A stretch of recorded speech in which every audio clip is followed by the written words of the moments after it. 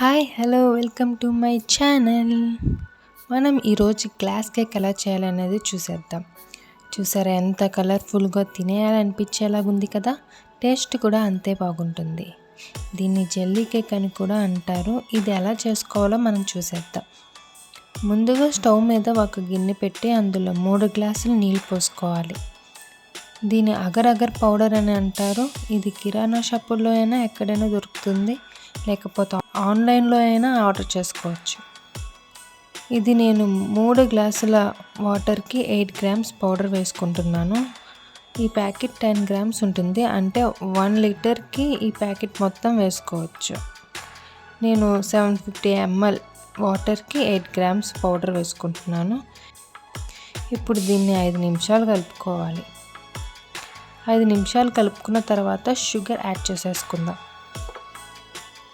మనం షుగర్ని ఎంత యాడ్ చేసుకోవాలంటే 1:4 రేషియోలో యాడ్ చేసుకోవాలి. అంటే 4 గ్లాసులు వాటర్కి 1 గ్లాస్ షుగర్ వేసుకోవాలి. నేను 3 గ్లాసులు వాటర్ వేసాను, సో 3/4 గ్లాస్ షుగర్ వేసుకుంటున్నాను. ఈ షుగర్ మొత్తం కరిగేలాగా తిప్పుకుంటూ ఉండాలి.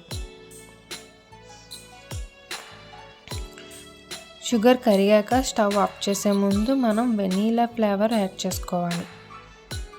నార్మల్గా కొన్ని అగరగర్ పౌడర్లు ఫ్లేవర్తో కలిపి వస్తాయి, సో నేను ప్లెయిన్ అగరగర్ పౌడర్ తీసుకున్నాను కాబట్టి వెనీలా ఫ్లేవర్ అనేది యాడ్ చేయాల్సి వచ్చింది.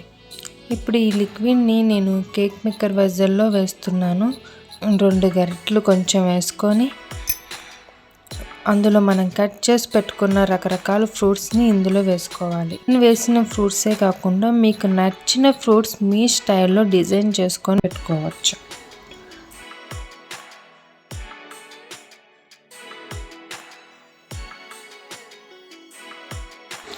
అన్ని మొక్కలు వేసాక నెమ్మదిగా ఈ లిక్విడ్ని ఇందులో పోసుకోండి.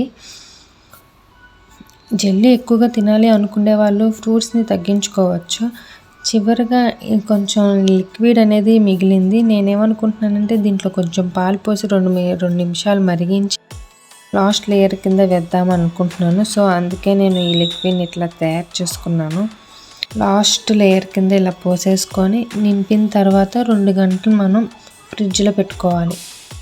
2 గంటల తర్వాత ఫ్రిడ్జ్లో నుంచి పెట్టి తీస్తే చూసారా ఇట్లాగా జెల్లీగా ఫామ్ అయి ఉంటుంది బాగా.